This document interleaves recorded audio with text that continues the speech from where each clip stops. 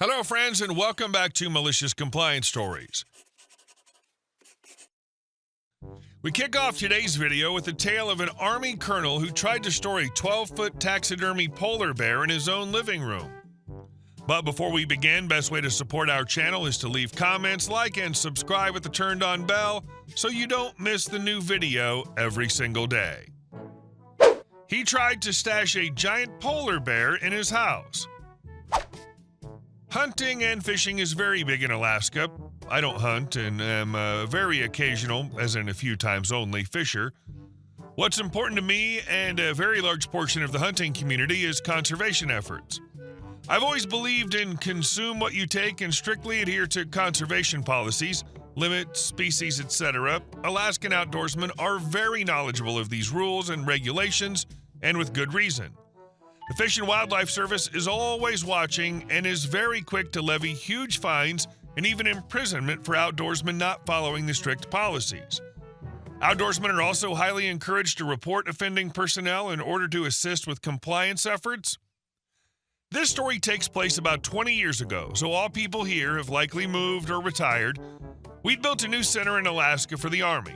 In the old center, there was a very large and imposing taxidermy display polar swiping at a seal. When I say large, I mean a polar bear that was at least 12 feet long. He was on all fours, in a display that was about 16 feet by 8 feet by 6 feet. It was a massive display of a polar bear that was taken prior to the ban in 1972, Marine Mammal Protection Act.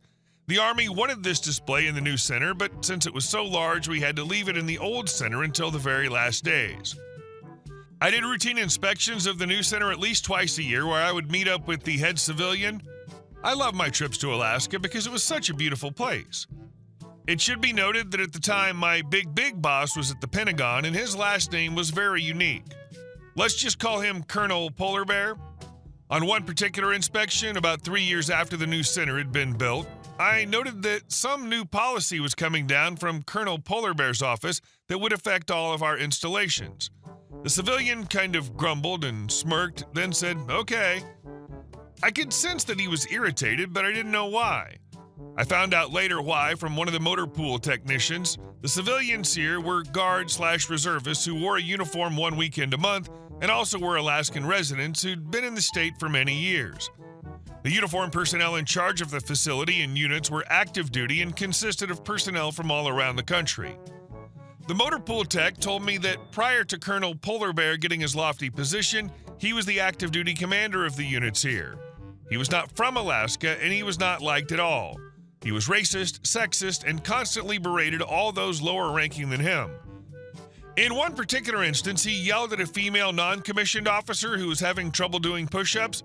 He shouted, "You know why you can't do them? It's because you're too fat," in front of all the soldiers. So Colonel Polar Bear was actually the commander at the time when we were finished building and were transitioning to our new center. The old center had been earmarked for demolition, which could not proceed until the final piece was removed.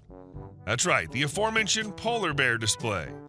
Unfortunately, we had no place to put it due to the size. Well, thankfully, Colonel Polar Bear offered up his big house close by where he could store it in the interim. He had the civilian workers carefully move it to an Army truck and then carefully roll it into his house. Well, there was just one issue. Not only could you not hunt or shoot a polar bear in Alaska since the very early 70s, you cannot display them in a private residence without a license. Colonel Polar Bear, not being from Alaska, apparently didn't know this rule. After the truck and workers left the house, Fish and Wildlife officers arrived within hours to arrest Colonel Polar Bear. They placed him in handcuffs and walked him out of his house in view of all. This was thanks to an anonymous call. After all, Alaskan outdoorsmen have to follow the rules. After Colonel Polar Bear was released, he promptly called a mandatory meeting for all active and guard/reserve personnel to attend in formation and in uniform. As everyone stood at attention, red-faced Colonel Polar Bear yelled that he wanted to know immediately who had reported him to Fish and Wildlife. As the motor pool tech told me, you could hear a pin drop. This went on for about 10 minutes until everyone was excused. Eventually, the polar bear display was placed in the large entrance to the new center. Unfortunately, I can't find any pictures of it online. I never did find out who was the one that called Fish and Wildlife. The fact that the snitch was never identified makes it even better. Was it the humiliated female NCO? The motor pool tech? All of them? The silence in formation says everything. His troops are united, just not behind him. And our second story. The day I turned a sales meeting into a yes-no comedy routine. When I started at my current company as the new network admin, we were a tight-knit but busy group, about 300 employees total. As the sole IT person, I handled everything, from turning printers back on for people who swore it was working 5 minutes ago, to keeping our servers alive and happy. Early on, I was tasked with installing a new application, Groove, for the curious, that was SharePoint workspace back in the day, on all the machines used by the sales team. It was a simple job. The install took 5 minutes per machine, but apparently for sales, 5 minutes was equivalent to handing over their firstborn. Every time I tried to schedule with them, it was the same excuses. I'm too busy. Maybe tomorrow. Can't it wait until after this client call? You get the idea. So naturally, I was behind on the rollout through no fault of my own. Then came the dreaded invite. I was called to attend the sales team's bi-weekly meeting to give a progress update. This meant facing Bob. Bob was the head of sales, infamous in the office for being a monumental pain. The guy walked around like he was too important to breathe the same air as the rest of us. His ego needed its own office. Example, once while I was up on a ladder running cables through the ceiling tiles, I asked him to hand me a cable that had fallen. He stopped, gave me this "me? Really? Look," made a shooting gesture, and walked off without a word. That's Bob for you. Anyway, I show up to the meeting, and Bob immediately calls me out. "Bob, did you finish deploying the program?" Me, "Almost."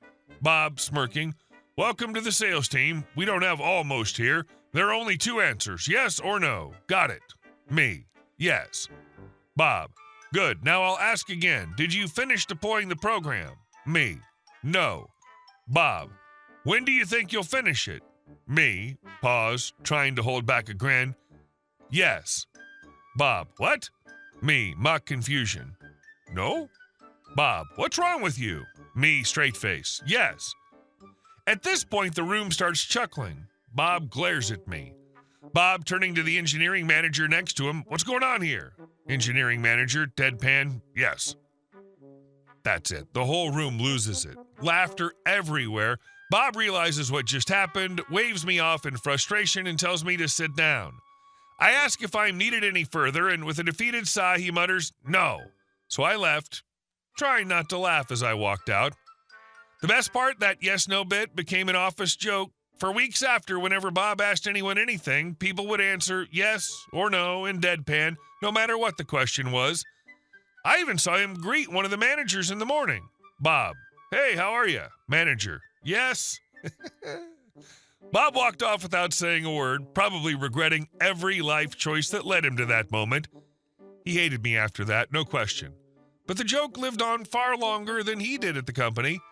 He left less than a year later. And no, I'm pretty sure that had nothing to do with me. Probably. And our last story. Enjoy the view, Karen. You earned it. When I bought my house in a quiet cul-de-sac in the UK, what really sold me on the property wasn't just the house itself, it was the huge stretch of garden at the back. The garden was massive, easily twice the size of the average plot on our street, and I immediately saw the potential. Nearly every house on the street, I'd say about 90%, had already cashed in, getting planning permission to build houses in their gardens or selling their land to developers. It seemed like a no-brainer that I'd be able to do the same. What I didn't count on was my next-door neighbor. Let's call her Karen. Karen lived in the house right next to mine. From the moment I moved in, she made it her mission to keep tabs on everything I did. I'd catch her peering through the gap in the fence if I so much as mowed the lawn. Within weeks of submitting my planning application, I realized she wasn't just a nosy neighbor, she was a full-blown busybody with way too much time on her hands. Karen pulled out all the stops to block my plans. She rallied the neighborhood, forming what she grandly called the Residents Association. Though it was mostly just her and a handful of equally nosy friends, she spammed the planning office with complaints. She wrote letters to the counselors claiming that if I built a house at the end of my garden, the street would turn into a highway. Children would be mowed down by speeding cars. crime would skyrocket, and property values would plummet. She even tried to start rumors that I was secretly planning a block of flats. Absolute nonsense. What followed was 3 long years of fighting, endless paperwork, meetings with planning officers, hiring consultants to do traffic surveys and environmental impact reports, all to prove that building a single, modest home at the back of my garden wasn't going to bring about the downfall of civilization. It was expensive. It was stressful. It felt like every time I got close to approval, Karen would find some new angle to complain about. But here's the bit Karen didn't see coming. From the very start, I'd been quietly working with 2 other neighbors, John, who lived on the other side of her, and Mike, who lived on the far side of me. Both had land at the back like mine, and both were as fed up as I was with Karen's antics over the years.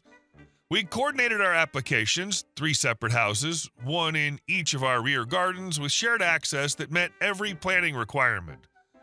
When the approval finally came through, I could practically hear Karen shriek from inside my house. But the real kicker? After getting the green light, I made an offer to John to buy his garden land outright. He'd had enough of the drama and was happy to sell. That meant I now had space for 2 houses, one behind my original plot and one behind John's. Construction wasn't quick. Building 2 homes is no small feat. But every day as the structures went up, I could see Karen seething. She'd glare at the builders through her net curtains. Once or twice, she even came out and tried to tell them they weren't allowed to work on certain days. They politely ignored her. Now, every morning when Karen yanks open her back curtains, she doesn't just see one house where she once enjoyed an uninterrupted view, she sees 2. 2 solid brick houses that will forever remind her that all her scheming, her lies, her fake residence association, it all amounted to nothing. And if that wasn't enough, John and Mike, no longer wanting to deal with Karen, have put both their houses up for sale. So soon Karen will have 2 new sets of neighbors to glare at. Let's see how she manages with that. Enjoy the view, Karen. You earned it. You turned her weakness, obsessive control, into your strength, alliances, patience, and airtight planning. And by letting her exhaust herself fighting shadows, you ensured the real victory was unstoppable. Hey guys, thank you all for watching the video. I'll see you in the next one.